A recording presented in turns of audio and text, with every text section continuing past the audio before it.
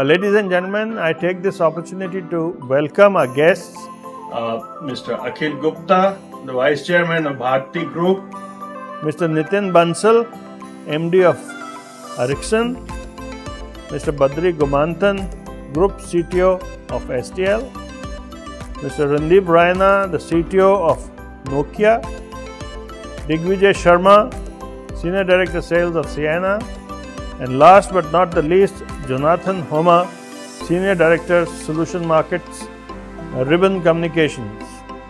Welcome, gentlemen, to this second webinar in a series of webinars that we are doing to celebrate 25 years of mobility in India.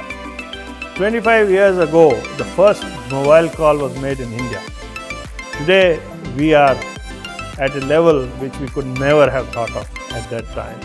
It also gives me a great pleasure to say that today, not only has mobile communications completed 25 years in India, COAI, Nokia and STL have also completed 25 years of their existence in India. This industry in 25 years has seen the peaks of success many times, and it has also seen the troughs of despair and failures many times again.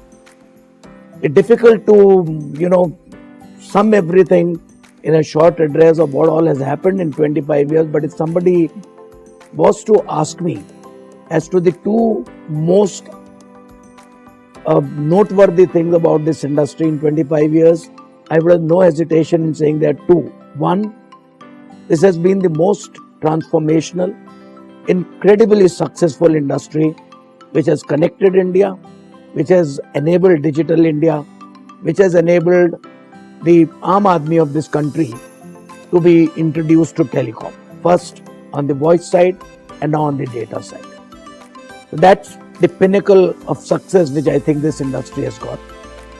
Second part, unfortunately, is in the reverse direction. This has also been the most value destructive industry that perhaps this country has seen in the last 25 years. So again, referring back to our mobility report, by the end of 2025, what we expect is a 5G to have 2.6 billion subscriptions, covering 65% of the world's population.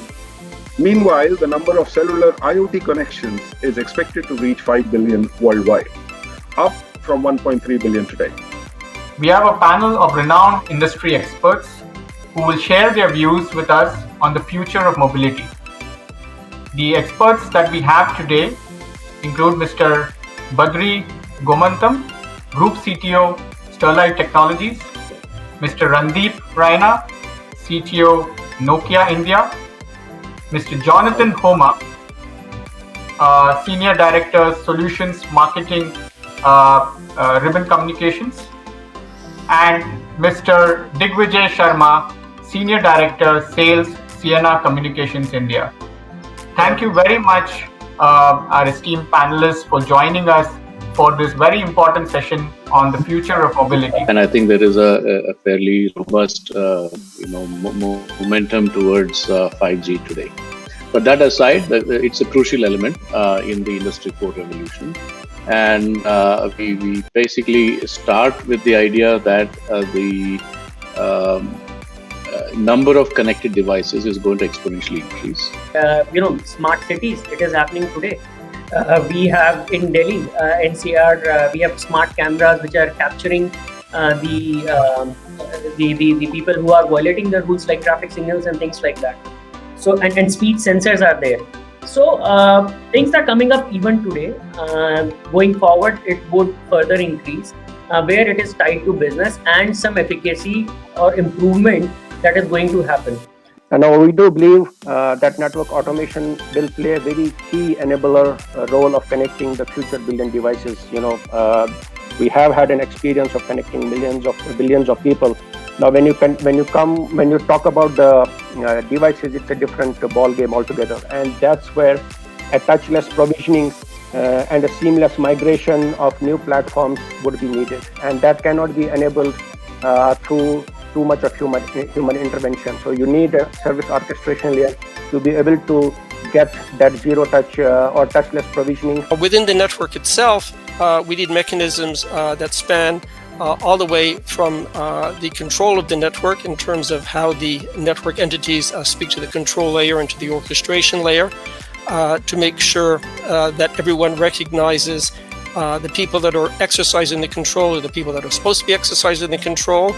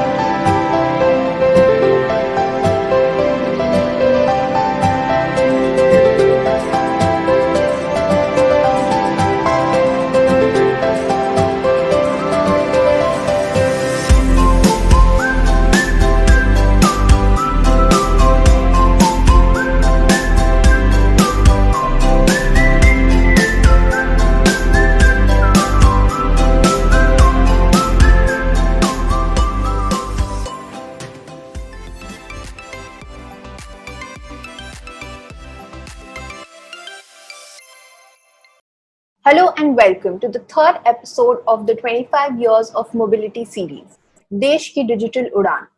We are celebrating 25 years of mobility in India, and in today's episode, titled Legal, Policy and Regulation, Building Framework for Investments, Innovations and Digital Trust, we'll be looking at the supportive ecosystem enabled by forward-looking policies and regulatory frameworks that enables the industry to drive forward and put India on the technology map of the world. 2020 marks the completion of 25 years of mobile communications in India. STL and Nokia are also celebrating the completion of 25 years in the Indian telecom and technology market. This is a huge moment for the industry, and that is what this series is all about. The objective of this series is not only to celebrate the last 25 years, rather it is also to discuss the roadmap and the possibilities for the next 25 years and how India is going to become a world leader in the areas of telecommunications and technology. We're bringing 5G to everyone across mobile, automotive, IoT, in the home, and beyond. Introducing MediaTek Dimensity. MediaTek Dimensity is at the forefront of powering the 5G revolution. It's about what we can achieve when barriers between devices disappear and connectivity becomes seamless and instantaneous. It will change market, industries, and our everyday. Through Dimensity, we're spurring product, app, and service innovations that will enable the true possibilities of 5G connectivity. When you see Dimensity, know that MediaTek has built an unrivaled mix of technologies. The industry's fastest 5G connectivity, super fast processors, and incredible gaming. Exciting multimedia, the industry's most powerful AI cores, and impressive imaging. With MediaTek Dimensity, expect incredible. We have a number of industry experts with us today who will take this discussion forward, and I would like to welcome Shri Hari Ranjan Rao, IAS Joint Secretary, Telecom, Department of Telecommunications, to deliver the keynote. Shri Hari Ranjan Rao is a 1994 batch IAS officer from the MP cadre and served as the Principal Secretary Tourism and OSD Commissioner Tourism and MD MP Tourism Development Board and Principal Secretary Higher Education. He joined the Department of Telecommunications as the Joint Secretary Telecommunications in January 2020. Shri Hari Ranjan Rao. Hello, It is my proud privilege to be present here on this platform today, and I'm grateful to COAI for organizing this event. Well, the context is very relevant. 25 years of mobility, Desh ki digital udaan. As we know, 25 years ago when mobile phone made the first call, none of us had ever imagined that we will come this far. But today, mobile communication and telephony as such has become the backbone of our daily lives. So no wonder the expectations are very high. So if you look at proliferation of mobile communication, you will realize that it is dependent on spectrum. Well, the strides in India have been phenomenal, with almost 96% of the population and villages having been covered by mobile phones, and that too 4G technology. I don't think we need to be worrying about the future course of action. But there are certain issues which I certainly would like to flag, because spectrum has its own limitation. It's a natural resource. So when the population is growing and more people are coming to the digital media for communication purposes and for other purposes, the load on spectrum to carry the data and voice would be enormous. And naturally it will have an impact on the quality of service. So what is the way forward for us in India? Well, as other countries in the world have already adopted, we will have to now give the big push on fixed line broadband optical fiber connections, so that can take away the major load of the spectrum. So I'm sure now the future would belong in India to fixed line broadband connectivity and optical fiber based communications. And spectrum, of course, would have its own place, which is unique in a sense. Now, we may be interested in knowing as to what the government is thinking in terms of policy prescriptions to move in that particular direction. No doubt that penetration of fixed line broadband and optical fiber in India is not sufficient as far as individual households and citizens are concerned.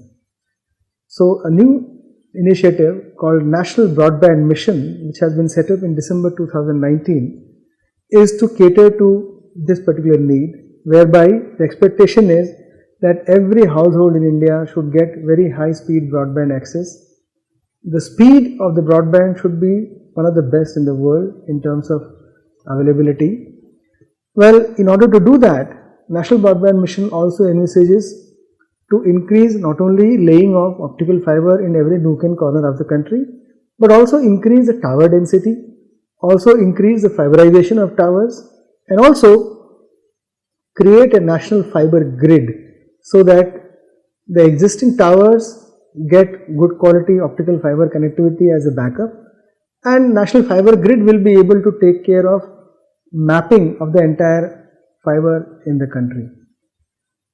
If you look at it from rollout perspective, another major initiative will be of 5G rollout in the country, which will be a game changer, and I think the entire future generation is going to be looking forward to the way 5G is rolled out in the country.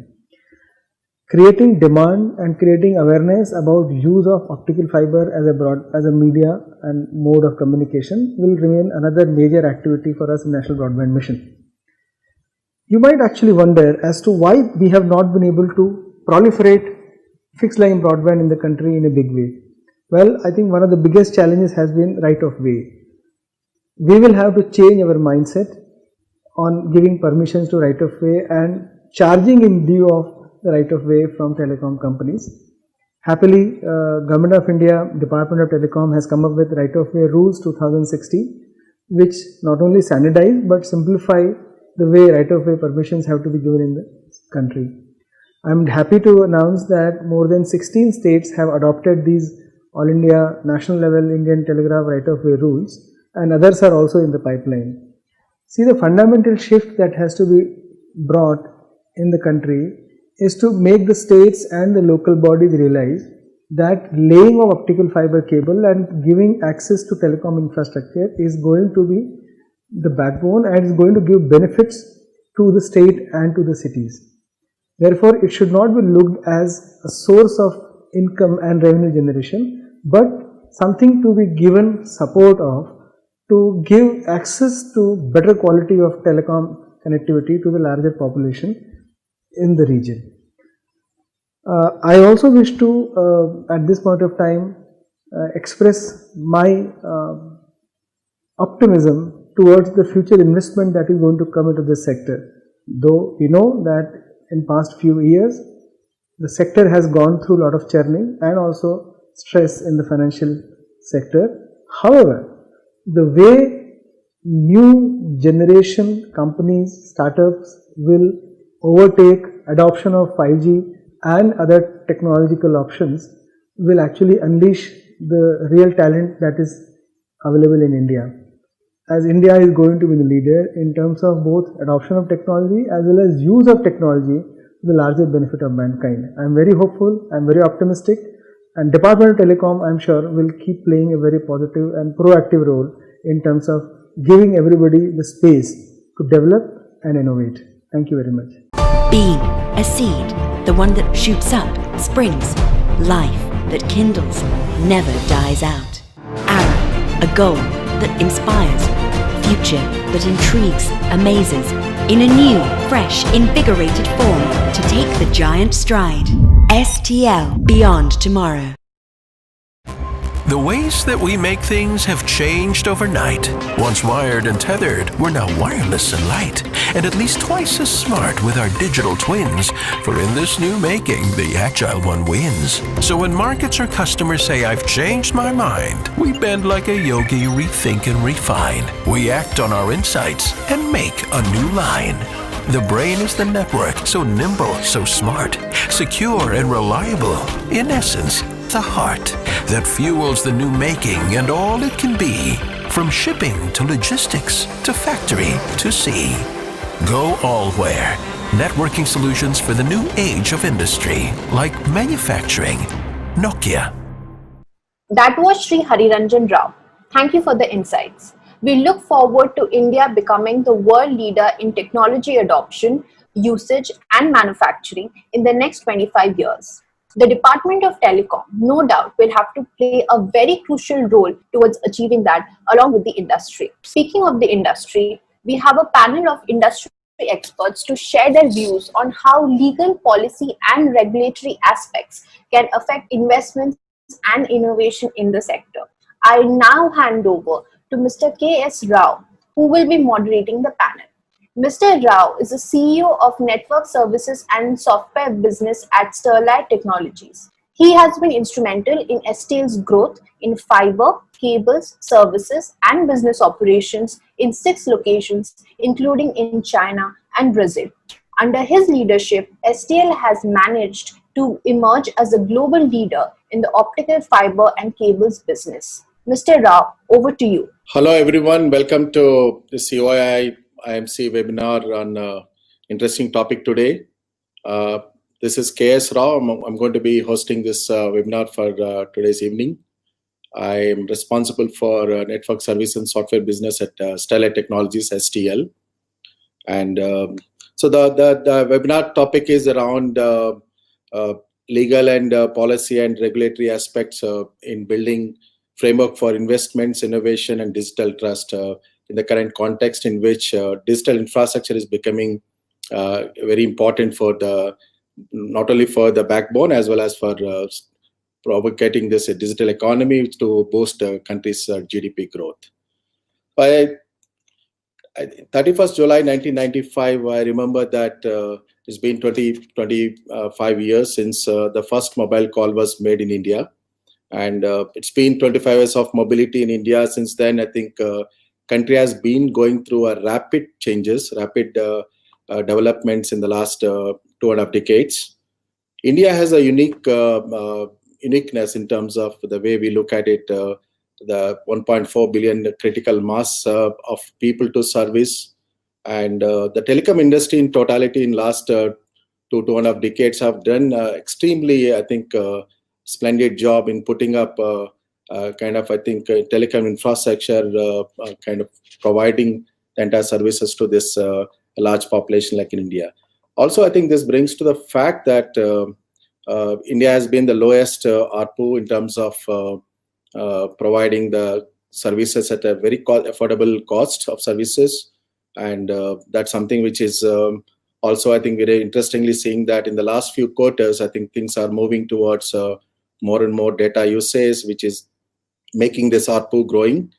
And I think more than 1 billion plus people getting already connected on mobile. And last 6-7 years, 700 million people on internet using internet. Another 500-600 million people required to be getting on board in the next 5-6 years. So this provides an environment and a thrust for a continuous innovation in technology and investment by all telecom service providers, including government. And also with the changing digital use cases, I think this is becoming almost an urgent and important thing. I think this paradigm shift we have seen in this industry in telecom sector, what happened in India for moving from a monopoly regime to kind of open competition wouldn't have been possible without having both, I think, establishing an independent regulatory framework by government, which has for last 2.5 decades are constantly working on continuously evolving towards best practices. Also, I think I would also applaud the telecom sector, especially all the large telecom service providers who have continuously made investments to the tune of $150 billion in last 2.5 decades in making this entire infrastructure today kind of providing the kind of quality and services in the regime of tariff forbearance. So this is something which when I was going through this COVID in the recent times, I find that I think there are so many things happening around that this during the pandemic, but the telecom service provider, the way they stood by all this, I think, emergency situation, the infrastructures which are put to use to run the country in the emergency situation is a splendid, I think, work.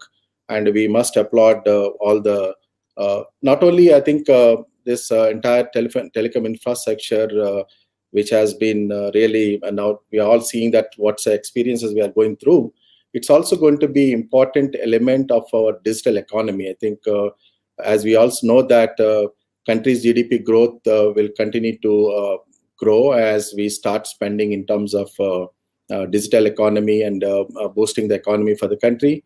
And as the statistics shows that 1% of GDP invested in infrastructure, in a traditional infrastructure versus digital infrastructure provides a 4 times impact to a GDP growth. That's a well settled, I think, establishes the entire global case. I think Government of India has taken several policy initiatives in the last 2 decades.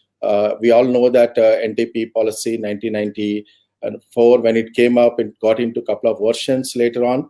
But I think really in the National Digital Communication Policy, which has got unveiled in 2018, has brought some different focus to this entire moving from a telecom to a digital and era, which is something that India is currently going through to see how this National Digital Communication Policy will actually be helping in terms of shaping the new regulatory policies and supporting the investment required for taking this country's telecom into a very healthy and a stable status.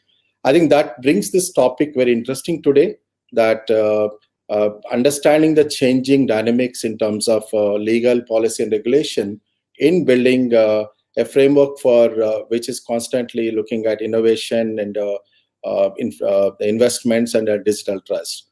So we all welcome you to this webinar today.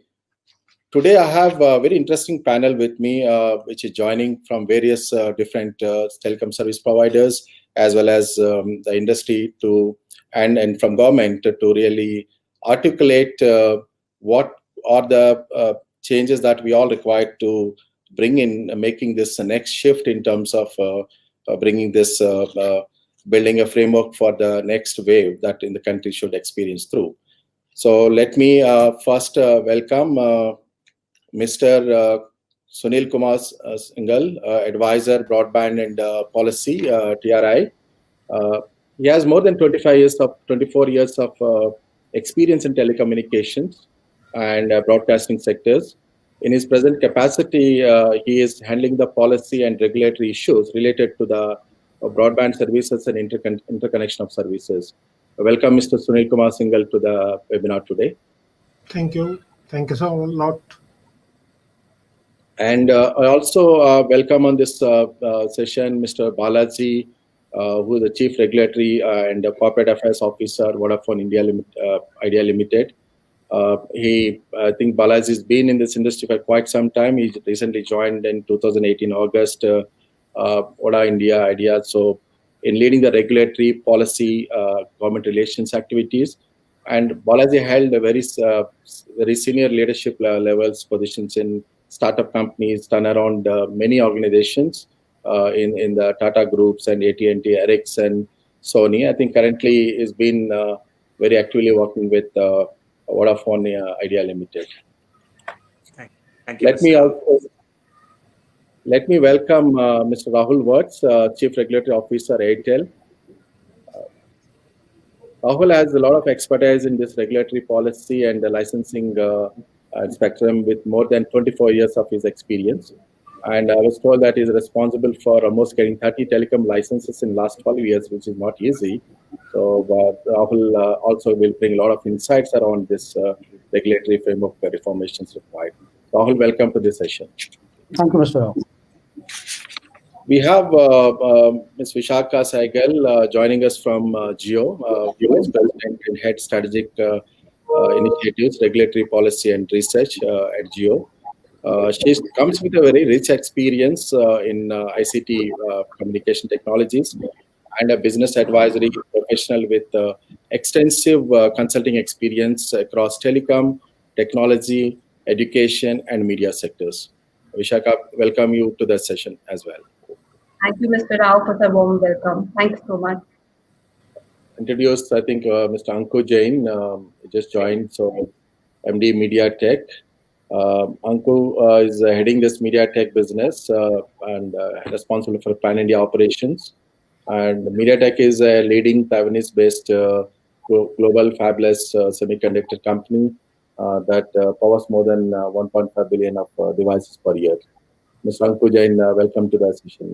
Thank you. Thank you so much. I believe we have people from different backgrounds. So overall, I think there are the objective of this entire session is to really bring some insights around what is exactly that keeping this entire change and transformation required in the telecom sector, with the current needs are really moving towards digital in the new normal.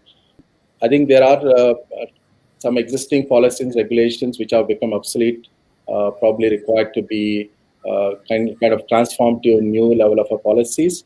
And also, I think we also required to look at, there have been some initiatives in the recent times that the government has initiated. There have been some benefits around that. How has been our experience as a service providers as well as in industry?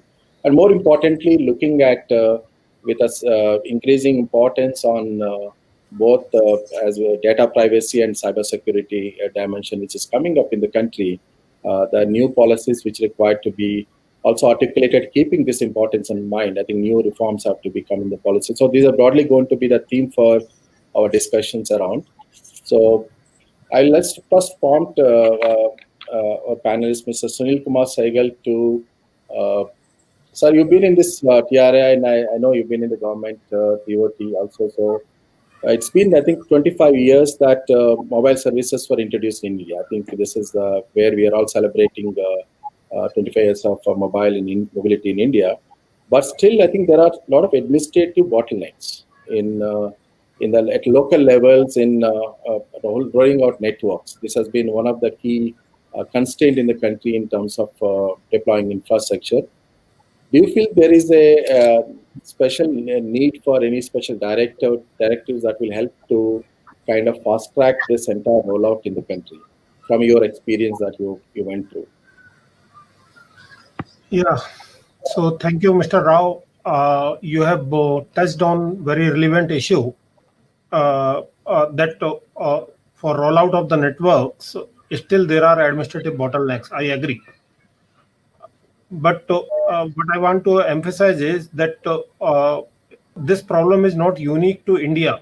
World over, policymakers, regulators, and industry participants are working together to address this crucial issue. However, you are right that this issue becomes more highlighted in India because we don't have other infrastructures like common duct infrastructure, which is there in other parts of the world.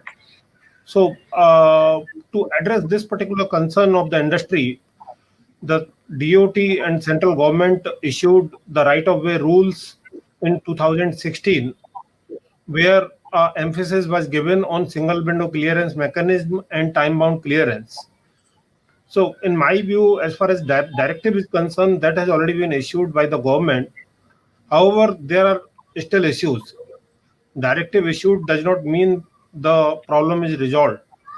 Since problem exists even today, so TRAI is again in consultation with the stakeholders through its consultation paper, Roadmap to Promote Broadband Connectivity and Enhanced Broadband Speed. Therefore, TRAI will suggest further measures to the government for addressing this concern.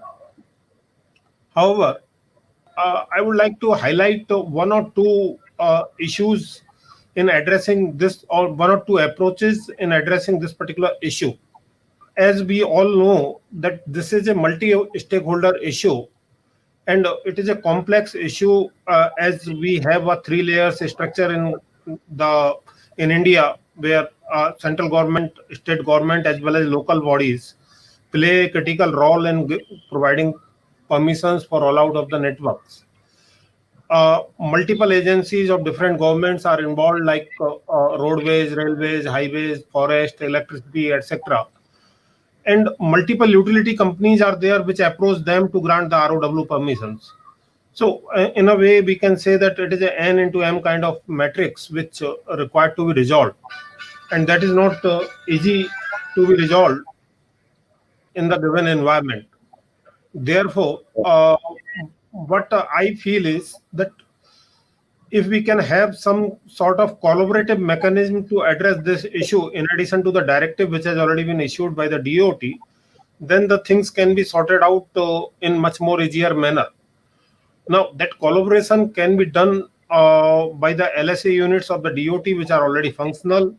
And in addition to that, in this digital age, we can think of coming out with some collaborative ICT platform, some digital platform on which multiple utilities can coordinate with each other and collaborate with the appropriate authorities which provide permission for the ROW. Now, here the telcos, who are always at the forefront of innovation in ICT space, can play a significant role. And probably they can also come out with some innovative idea or innovative platform design, which can be used by all utility providers as well as the ROW permission providers. And we can have some co-creation of infrastructure or co-deployment of infrastructure kind of thing, which avoids the multiple diggings of the road and all. Sure. And that way, probably we will be able to address this issue much faster. But finally, we will decide based on what inputs we get from our stakeholders, and then we'll suggest certain other measures to the government subsequently. Let's move on to interesting topic. Balaji, from your side, you've been in this industry for so long, seen various dimensions of how telecom industry is going through. Currently, these emerging technologies which are coming up, which are essentially the blockchain and IoT, are expected to change the way service providers will start operating traditionally in going forward. With this development happening, what do you think this industry will go through regulatory challenges, keeping this latest technologies in mind? How do you think that these challenges can be overcome by industry? What's your view on it? Thank you so much, Mr. Rao. I think the government and the regulator and the industry players are in continuous dialogue to ensure that Indian citizens can get the latest technologies and latest innovations are introduced in the services that we offer. So whether it is blockchain technologies or IoT technologies, a lot of proactive steps have been taken. In fact, with the support of regulator TRAI, the industry has done a world-first implementation of blockchain-based UCC services. And I must say that it's a world first In fact, Vodafone Idea Limited and other operators collaborated along with the regulator. We got innovative companies involved from the ecosystem to collaborate in order to make sure that we created a platform that allows for the customers, the telecom customers, to get only those services that they opt in for. Whether it's security, whether it's traceability, the use of blockchain basically revolutionized the offer that we make to these customers. And I don't necessarily see, at least in these new technologies, blockchain, IoT, etc., any specific regulatory or legal roadblock because of the open consultation that takes place to allow innovation to come in this sector, facilitated by licensor DOT and regulator TRAI. So I think that these are really good steps, and we kind of focus these, the better we'll get for smart governance, for smart city, for education and telemedicine and so on and so forth, being introduced on population scale using technologies that are the most current, and potentially these use cases for India can be used parts of the world as well. Thank you, Balaji. So let me invite Rahul to, with currently, I think with the data consumption going up, with a lot of data being collected, I think with a lot of focus on this data privacy as an important area, there are also concerns around how this is to be handled in going forward. What's your view, Rahul, on this? How industry is going to keep a check on this? Because this is an important element what country is going to today. Yeah, thank you, Mr. Rao, for this question. The question is very relevant, both as a consumer, ourselves, and also in the context in which we are living, where increasingly privacy is a very essential aspect of our transactions and our life. So let me start by saying that the telecom service providers are already bound by very strict licensing conditions, which require us to ensure consumer privacy and also storage, of the personal information of our customers. However, I will urge that the issue of privacy and security of personal data is not just limited to the TSPs. In fact, the issue is more critical for all sectors and various services. For example, any customer who shares his personal information with the service provider or with banks or with financial institutions or any other commercial entity expects the same level of protection to be provided for his or her information. In the internet services sector, the TSPs, the OTT providers, content providers, equipment manufacturers, entities dealing with smartphone, operating systems, browsers, they all operate in the same internet ecosystem. And thus, the data protection and customer rules should be uniform and must involve all stakeholders operating within the internet ecosystem, irrespective of the technology and the services being provided by them. Yeah. Okay. Thank you, Rahul. And so I will now invite Ankur Jain, who represents industry from a manufacturing sector. I think we all know that telecom equipment manufacturing in India is reaching close to $40 billion. And with the recent last 6 months, India now focusing on becoming self-reliant, Atmanirbhar Bharat. A lot of focus is shifting towards how can you make this ecosystem in India, right from semiconductor chips to the 5G solution. So there is a lot of focus happening. Government of India is trying to encourage this initiative. I think India has such a background. India has a background of, let's say, cost being one of the advantages. But with this shift happening in terms of moving into a technology space, making it India self-reliant, especially into 5G technology space, what are your thoughts, Mr. Ankur Jain, in terms of what India should take it forward? Because this is a very important aspect which is country is going through today. Yeah, thank you, Mr. Rao, for this question. I think it's a very relevant question. And first of all, I like to appreciate to be a part of this panel. I think it's a very good panel to have a discussion with. Although I'm a slightly odd one out. I know we have all the great telecom players, and I'm from the chipset side. But I think to make things happen in India, we all need all the ecosystem players to come together and to to ensure that we are able to digitally empower the masses in India. I think that's the theme really to digital empowerment. And so for MediaTek, we are a chipset company. We design chipsets for various verticals like smartphones, tablets, and VADs, routers, and so on. And I think all these equipments are being used right now these days for during the current pandemic. And so regarding your question regarding Atmanirbhar, I think that's something we have heard recently. It's a very apt word to be used because we really need to become independent in our manufacturing, in our capabilities in India. So in that aspect, MediaTek is also cooperating with several Indian players and Indian OEMs to make sure that we are able to cooperate and further integrate the Make in India theme. So I think that's really important. And from the industry side, I would say that the 5G itself, as you mentioned, is a very, very important aspect of the digital technology revolution. We are still waiting for that to happen in India, but I think it is such a strategic advantage that the country will have once we have it in place. So it's really important that the government and the industry comes together and make sure it happens sooner than later. If you see, the 4G which happened about 10 years ago, that really unleashed so many new innovations at that time. We could use applications and mobile apps which were not unheard of before. Similarly, 5G will unleash a next level of innovation in India. And I think if we delay this deployment, I think we will be at a disadvantage as a country.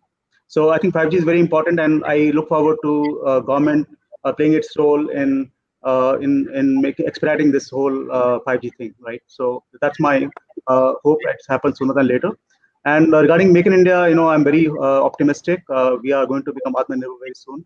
And at the same time, we have seen that in the current pandemic, many companies have realized that they cannot really be dependent on certain geographies only, because that makes it a supply chain issue, which really impacts the business. So I think the countries are looking, the companies in worldwide are looking for more to avoid geographical concentration. So it's a great opportunity for India to latch on to that and to make sure that we are able to take up some of that manufacturing pie and bring it to India. I think that's a really golden opportunity for us. Sure. Interesting. India is known for, I think, fast-moving adoption of technologies. It's been seeing that from 2G to 3G and currently from 3G to fully adopting 4G. While this is happening, and then talks are also around the corner around 5G is going to begin very soon. So from, I think, Vishakha, from your experience, you've been working with the largest telco. What are your expectations from a regulatory standpoint of view to make this shift in technologies happen at a speed that country is looking for? Thank you, Mr. Rao. You've asked a very pertinent question. Yes, thanks to the collective efforts of the government, regulator, and industry, we have made rapid strides in technology evolution from older technologies to 4G. Today, we've seen and witnessed how 4G has transformed and impacted the lives of millions of Indians in India in a very, very positive manner in a very, very short span of time. Today, all of us are gearing for the big 5G deal.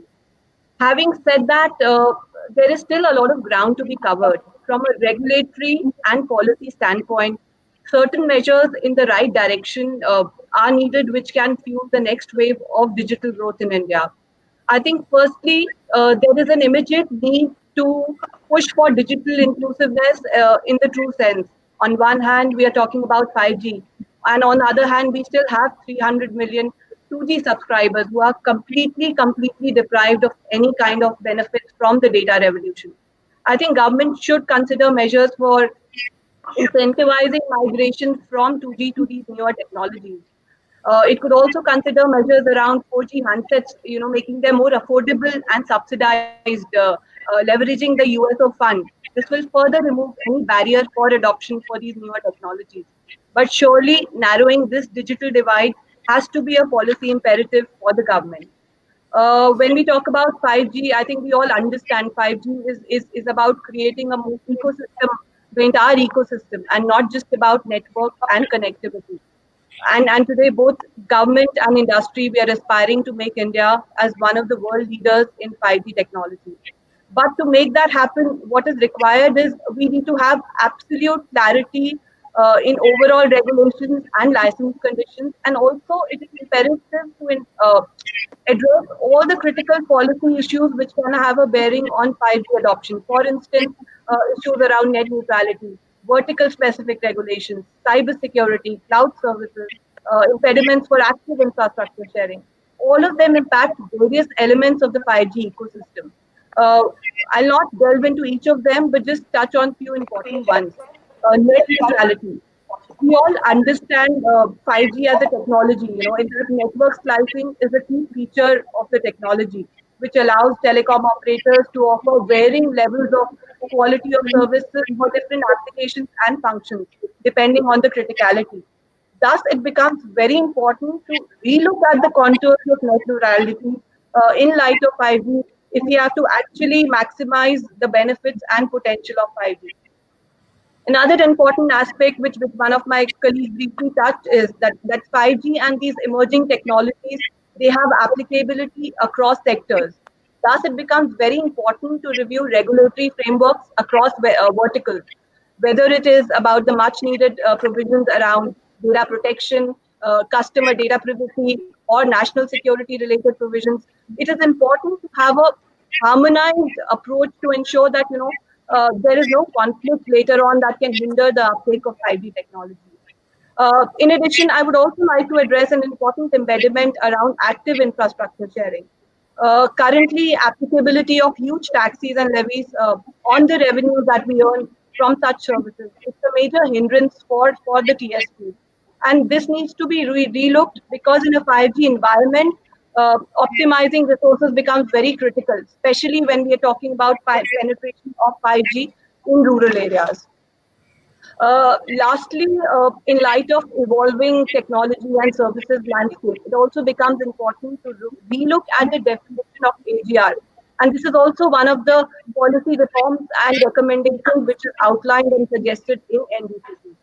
I think if we are successfully able to look at addressing all these policy hurdles, so as to say, and if we can create an unambiguous regulatory environment while sticking to light touch regulatory framework, I'm very confident that as a country, India will be a world leader both in implementation of 5G as well as in adoption of 5G and these emerging technologies.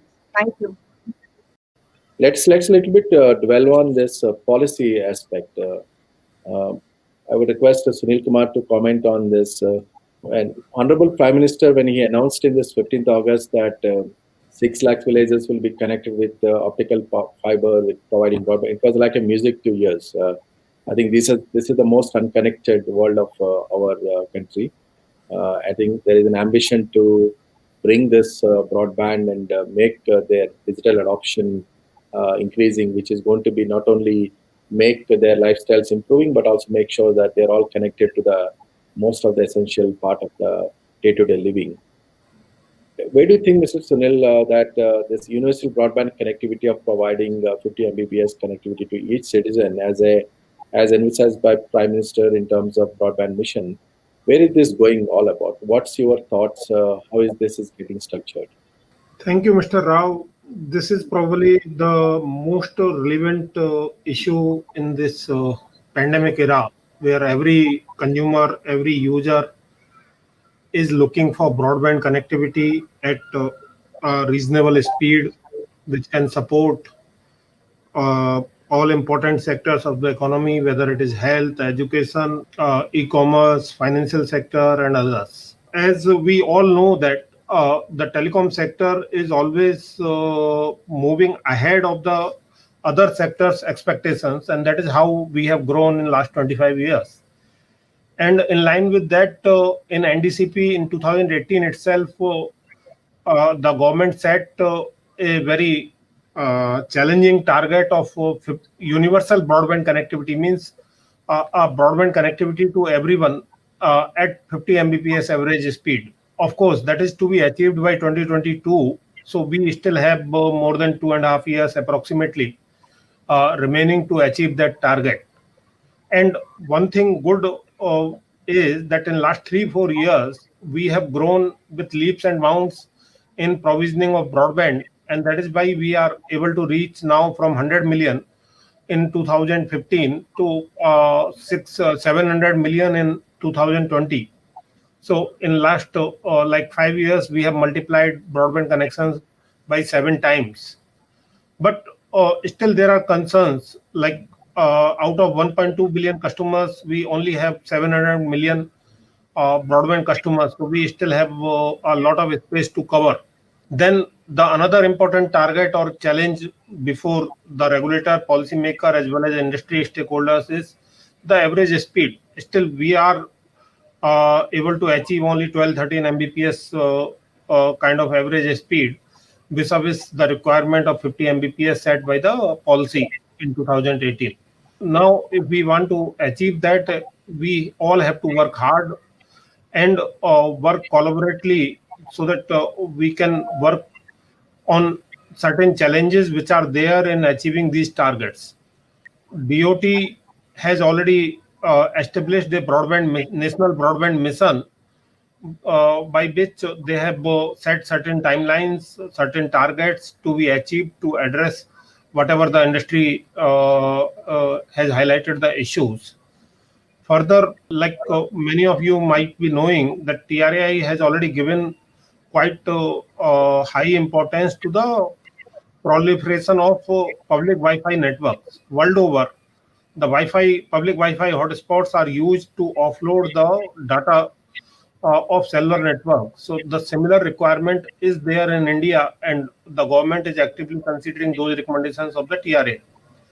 Further, as some of my co-panelists have touched upon, that the infrastructure sharing is going to play a big role in 5G as well as currently in 4G also. So recently we have given the recommendations to the government to increase the scope of the infrastructure provider so that they can install and operate active infrastructure also and provide support to the telcos so that they can faster roll out the broadband networks or high-speed broadband network. In addition to this, what I have seen is, especially in last 3-4 months, a lot of announcements have been made by the all major industry participants about fixed broadband connectivity. Every one of them is trying to achieve or cover the maximum part of the land. And recently, in last week or so, some of the TSPs have announced many affordable plans also, and which will play a very significant role. In addition to that, as you rightly touched upon, that the Prime Minister announcement of connecting all the villages with fiber in next 1,000 days is certainly going to help in achieving the universal connectivity, because without having the fiber connectivity up to the villages, we can't think of universal broadband up to the villages. So keeping all these developments in mind, I'm pretty confident that we will achieve this universal broadband connectivity target of 50 Mbps by 2022. And all industry stakeholders will live up to the expectations of the nation in achieving this target. Thanks a lot.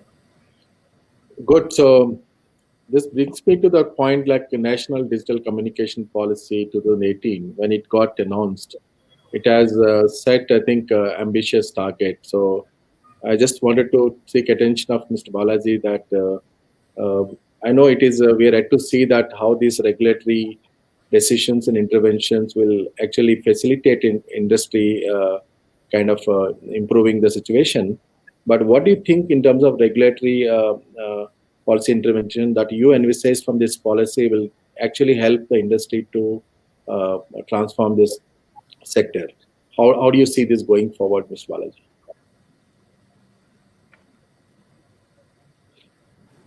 Yeah.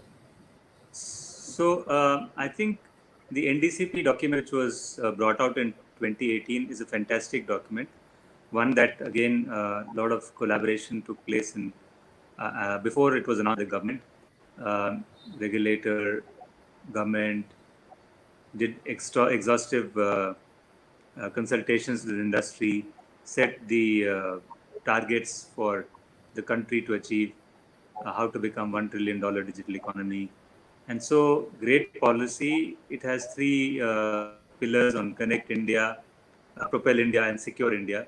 A lot of work has started in the Connect India side. I think, as Mr. Singhal pointed out, some steps have been taken on the execution, and there are some challenges that we overcome. Likewise, on the Propel India part, I think there are initiatives that need to be taken. If we need $100 billion of investment into the digital economy, the only way it can happen is by making sure that we have a robust industry, financially strong industry, and therefore everything that is done in improving the cash flow, in improving the profitability of the sector, the better it is. Therefore, steps in that regard, whether it's unblocking the GST input credit, whether it's reducing the amount of bank guarantees that need to be given, whether it is ensuring that some of the steps that the industry has requested the government to undertake in terms of reducing the taxes and levies, so that more money is available in the hands of the industry to continue to invest in the network. Once that is done, there will be a multiplier effect on the economy, and then it will give a huge impetus to growth in India, and also huge revenues to the government as well. But it has to be with a light touch regulatory framework which allows for lower taxation than we have currently. Because to have the lowest tariffs in the world, consumption in the world, needing to bring another $100 billion of investment, and having the highest taxation, that aspect is understood, needs to be implemented step by step in order to make sure that the industry that continues to invest to achieve the digital India vision of the government and the Honorable Prime Minister. Good, thank you, Balaji. And if I seek attention of Mr. Rahul, while I think this broadband subscribers and usage is growing, I think we all seeing the data. But on the other side, that connectivity for the rural part, it is still penetration is pretty low, both in terms of connectivity as well as digital adoption at the rural part of the country. While government has a ambitious mission to connect, let's say what Mr. Sunil was saying, that having every citizen must have a broadband connectivity. I think I understand that Airtel is also equally focusing on rural connectivity is one of your key priorities. What is that as an industry that is doing towards achieving this ambitious target, making this unconnected people into the connected world? This is very important national agenda in the current times. Yeah, thank you, Mr. Rao. As you're aware, the industry has always been in the forefront to deploy the latest technologies as well as enhance the experience of the customers. And the deployment of 4G as well as FTTH for provision of broadband are prime examples of that. Now, the government initiated the BharatNet and fiber, and it has already been laid out to around 1.5 lakh gram panchayats, covering around, if I remember correctly, 4.5 lakh kilometers. However, what we have seen and what we have learned is there is a lack of utilization or demand for this infrastructure in the rural hinterland. One of the ideas which we had given to the government was that perhaps the government should first prioritize where does it want to approach first, and perhaps try to achieve a fiber densification in the top 100 towns, for example, to boost the economy, to meet the higher demands of bandwidth which is there currently with retail customers out there or enterprise customers. And also, these are the customers who are in a position to pay more. And if they do end up paying more, that creates a viable economic model to spread and expand into the rural areas. That is one of the thoughts. Otherwise, if we really have to reach that sort of a target, and I think it has been covered earlier by Vishakha also, but let me just try to list few which from our side we think are important, is to look at the ROW permissions and a single window clearance, which is very important. Implementation of the 2016 rule, which again has been pending for a long time. Again, another TRI recommendation, Mr. Singhal will know about the mandatory provision of ducts and other infrastructures in all new buildings in societies wherever possible. The other aspect which we have discussed a lot is about allowing the structured aerial fiber for rapid rollout in dense urban environments and difficult areas, allowing the use of electricity boards, poles, metro pillars, gas pipelines for lightweight optical fiber to be clamped onto them. The telecom operators have to be intimated about any digging which is happening so that we are adequately aware of what is planned to be, going off. Because the experience of the customer is very important. If they start using it and if you are disconnecting it again and again, his overall experience, completely suffers. I will also just touch on what is also mentioned by Balaji. Look at waiving of the license fees, at least on all type of wireline technology, and allowing pass-through on the revenues earned by sharing of infrastructure. And lastly, no GST or nominal GST on the revenues. So these are, I think, are important points for us to be able to, leapfrog into the rural broadband densification. Yeah. Sure. Thank you, Mr. Hall. The important, I think, when we speak about policy, I think this one thing, a lot of buzz around this spectrum policy. I think India has gone through a series of learnings the last 2 decades, and especially in the last 10 years. There are also a lot of best practices that we keep seeing from how the entire world is actually taking this spectrum management part.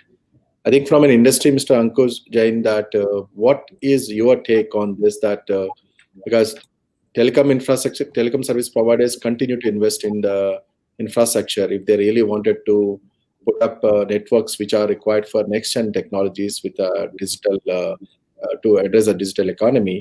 There will be continues to be more and more investments in this space. What's your take on this, on overall view about spectrum policy? Yeah, I think definitely spectrum policy is one thing we are really waiting for to happen as soon as possible. And as you mentioned, connectivity and digital technologies, they will play a very important role in India's future digital journey.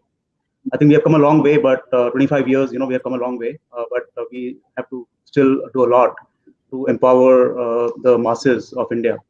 So for the spectrum policy, I'm really hopeful, that it'll be resolved soon, as I mentioned earlier, and also the investments in the telecom infrastructure is happening, and it'll continue to happen. So I think the ecosystem players really need to come together to make it happen, and that this is really required to democratize the computing in the power in the hands of the masses. So and we already talked about 5G, but 5G is not only about the bandwidth. It's also about low latency and applications which are going to help in rural healthcare and many aspects. It'll bridge the rural-urban divide to a large extent. So I think these policies will really go a long way in looking at the new India, which we are hoping for. Good, thank you. So I think coming back to Vishakha again, that this NDCP policy not only set this capital outlay required in the country for creating infrastructure, but it also comes with a lot of ambitious digital connectivity targets. With your experience in Jio, that connecting people through digital networks, what is your view on this? How is this progressing? We are progressing towards achieving these large targets around digital connectivity as part of the NDCP policy. Sure, Mr. Rao. I think all of us here would agree that as a policy framework, NDCP is fairly progressive and forward-looking. And if implemented in the right manner, it has the potential to take India or make India as one of the leading digital economies of the world. However, if you have to meet the ambitious targets set up by NDCP, and if we really, really want to achieve the overall vision of $1 trillion digital economy, I think it is imperative to make the much needed investments in creating and enhancing communication infrastructure in India. So whether we're talking about the target of universal broadband coverage at 50 Mbps to every citizen, or whether it's provisioning 10 Gbps to all gram panchayats, or whether we're talking about increasing the fiberization levels in India, all of them entail significant investments. In fact, NDCP itself talks about the need for infusing $100 billion USD. And if you look at the entire quantum of investment, 90% of this is envisaged to be catalyzed by the private sector and 10% from the government. I think then it becomes even more important to create a conducive and supportive environment which can help the industry in channelizing these investments in creating the network infrastructure. I think some immediate measures in the right direction from government can surely help in this direction. I think one of the points which my fellow colleagues already suggested, that need for rationalization of existing levies and taxes, whether it's spectrum usage charges, license fee, USO levy, existing GST levels.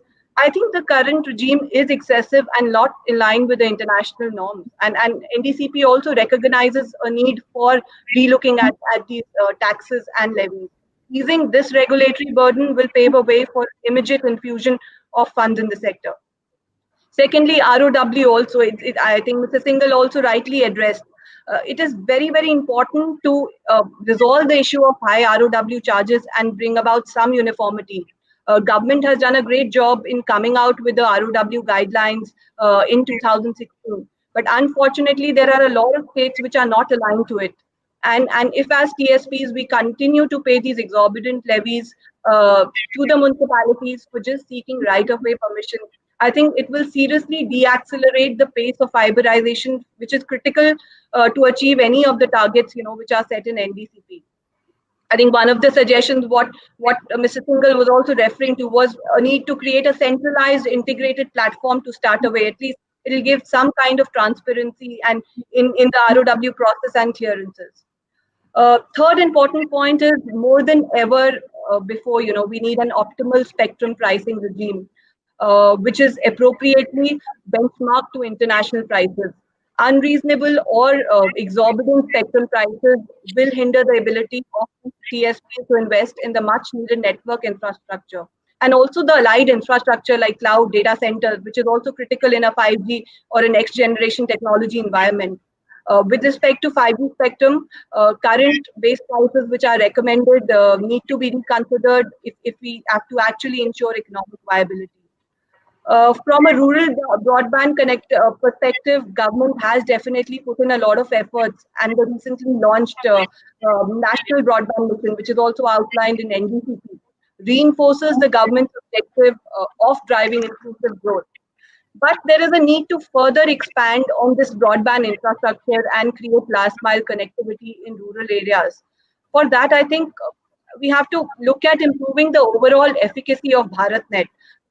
We need to come out with a workable strategy or a plan for creation, maintenance, and more importantly, for enhancing the utilization of BharatNet bandwidth. And what we need is a collaborative PPP model, which ensures both risk and rewards are equally shared between the government and private sector. Lastly, important point with respect to wired broadband, and like all of us are putting in our efforts in launching wired broadband connections, but the current levels are still very low as compared to mobile broadband.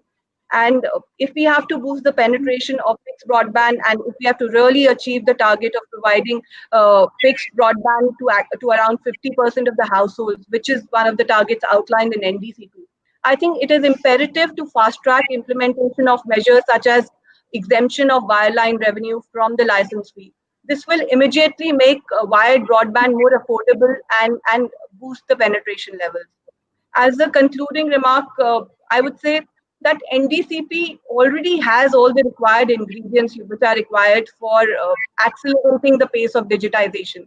It's just about fast-tracking implementation. And once we are able to do that, I'm very sure that we'll be able to collectively create a very strong foundation for a digitally empowered India. Thank you, sir. No, very interesting. Good points you covered, Shaka. So let me come back to this, Mr. Singhal, in terms of, I think Mr. Anku Jain also spoke about self-reliance as a key aspect of what government is leading.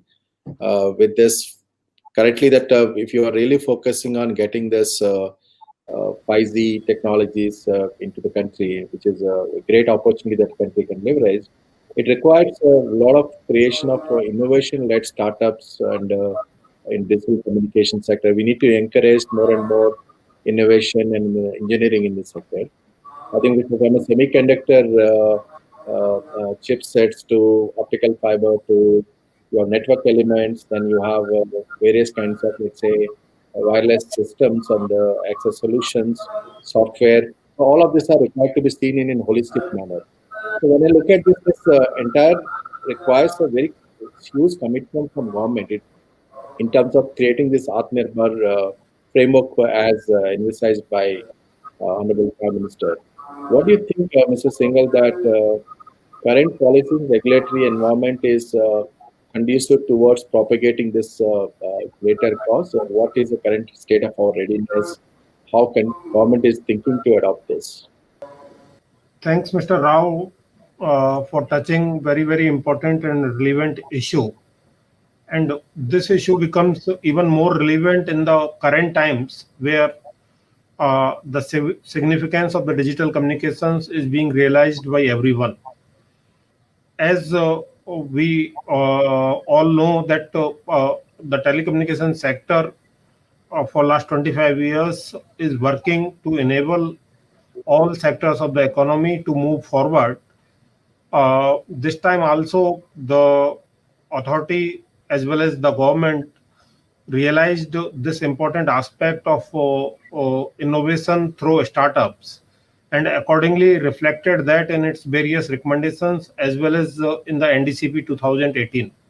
In addition to this, really time is with us because now the technologies have moved in such a way that we need not to club the hardware and software together for enabling the local technologies. If we can have simple software-based solutions, those can be implemented on the off-the-shelf hardware available in the market, and that is how we can become self-reliant. Now, whether you call of network function virtualization or core cloud-native core networks or Open RAN, we have lots of local expertise and skilled manpower to implement all these aspects. As a lot of Indian companies were already working with the OEMs to implement all these aspects for last few years. So I feel that the Indian system is ready. As far as the policy environment is concerned, we all know that out of the 3 missions envisaged in NDCP 2018, one mission is totally focused on research and development and innovations and IP creation, and which is the forte area of the startups. Startups focus on one particular problem, identify the solutions and implement those. That particular mission called Propel India is trying to address that particular space itself.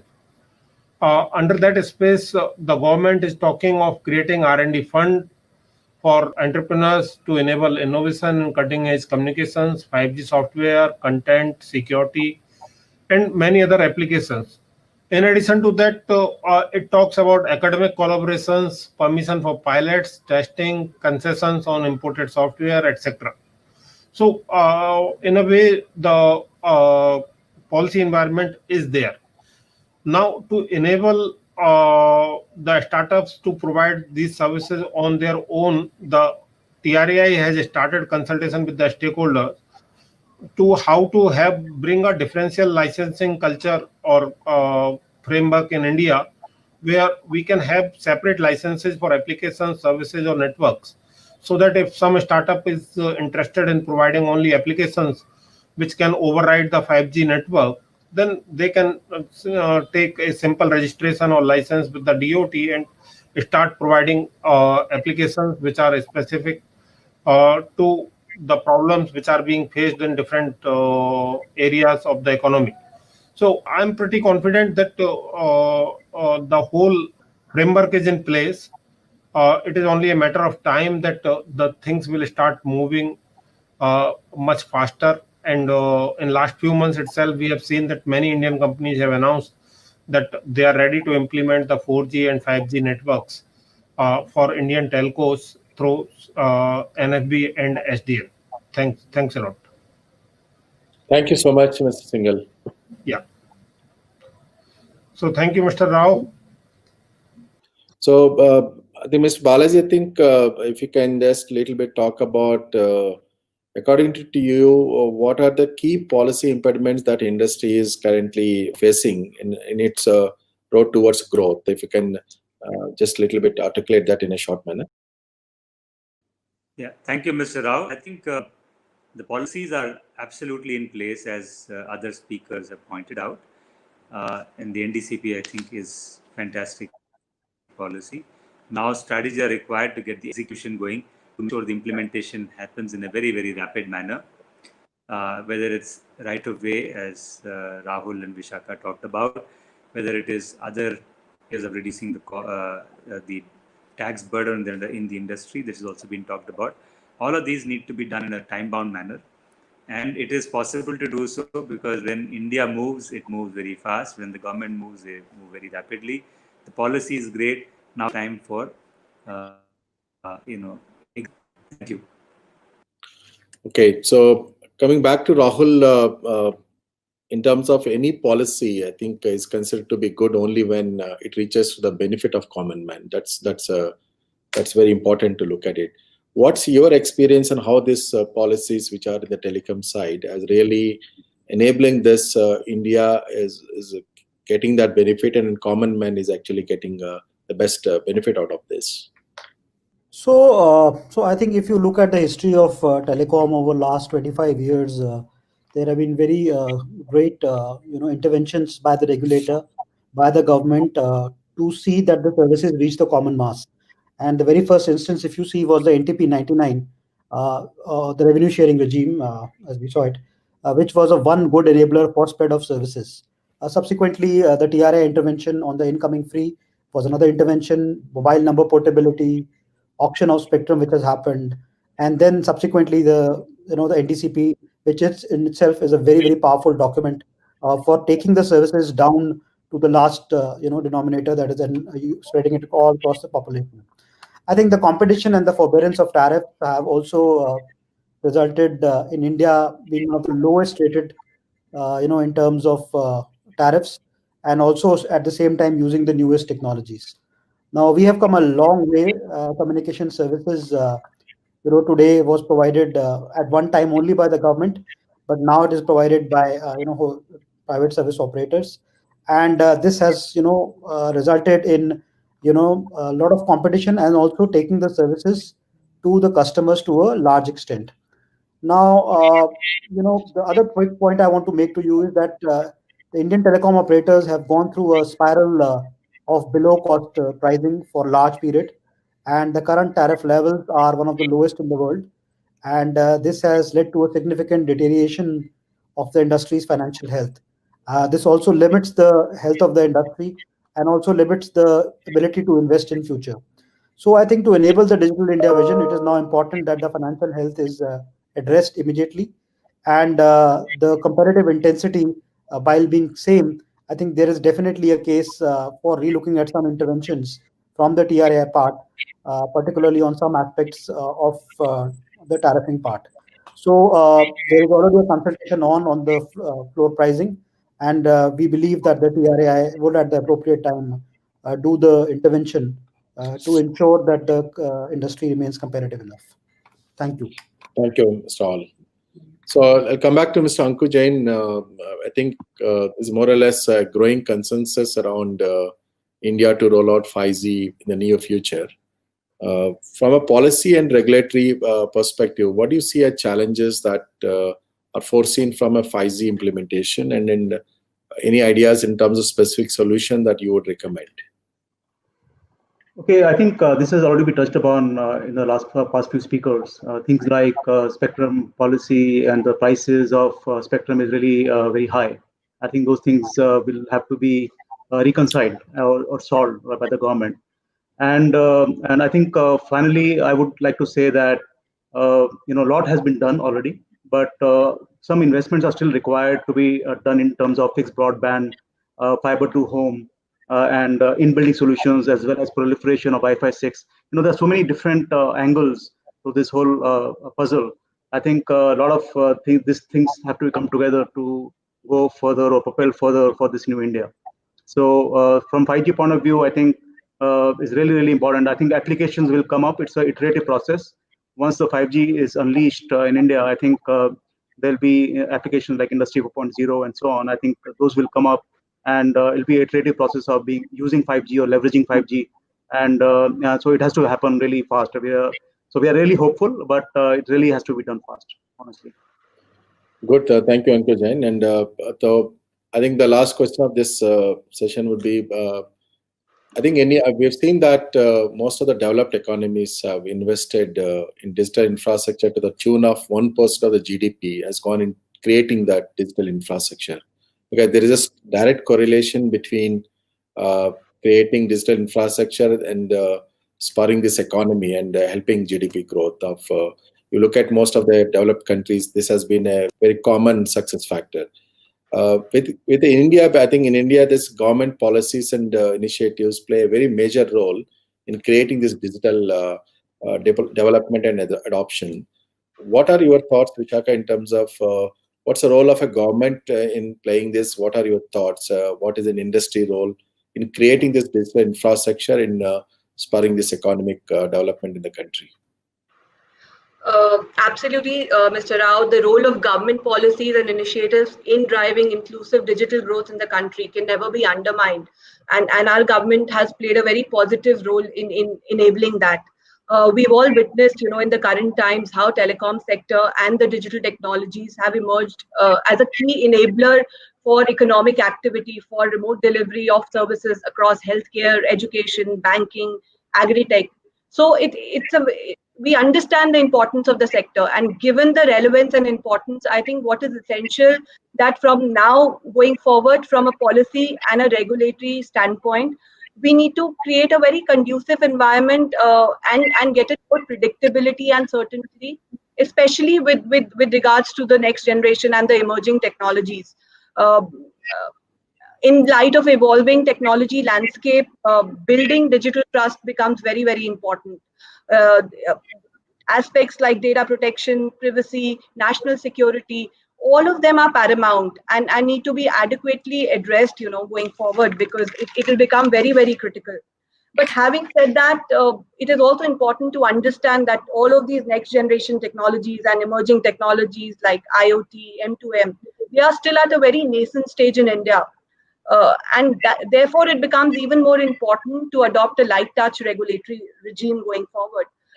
Defining policy too early or having a very tight policy contours, I think it will be detrimental for the growth of these new and emerging technologies, which are going to be very important for economic activity, and they are going to be the key enablers for the growth of the other sectors as well.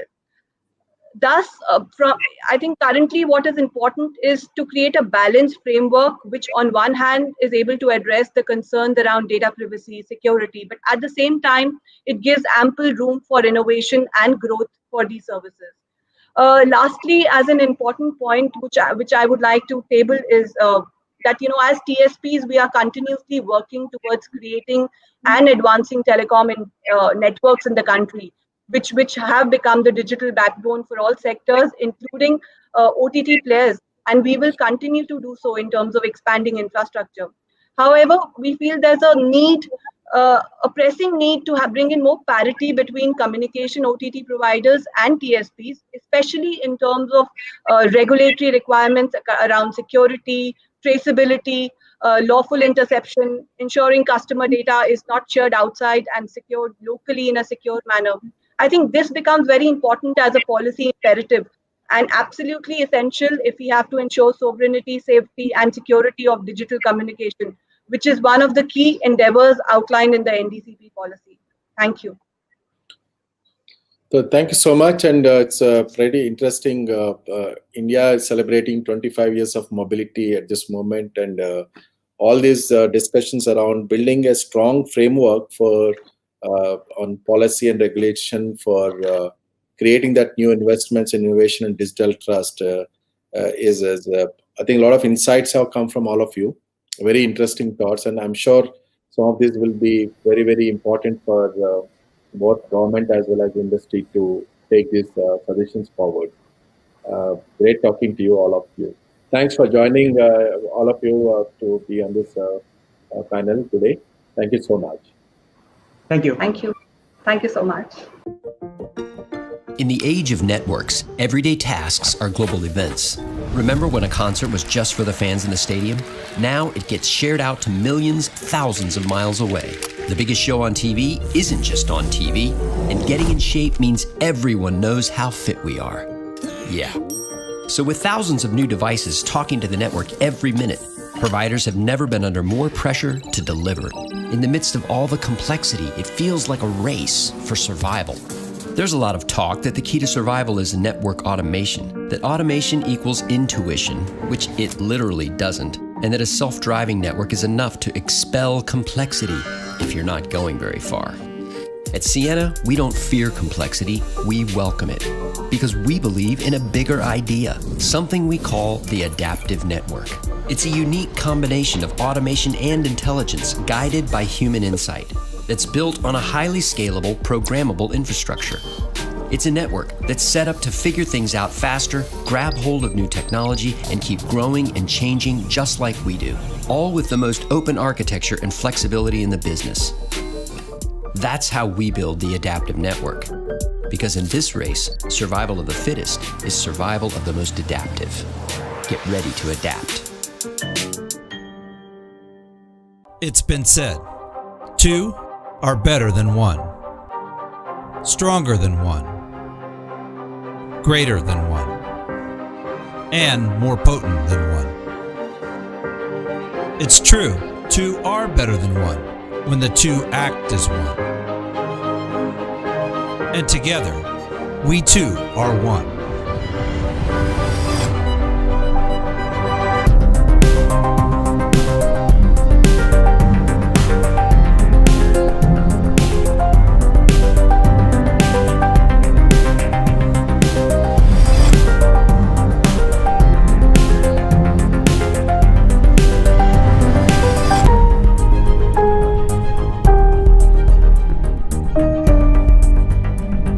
Ribbon and ECI, one team.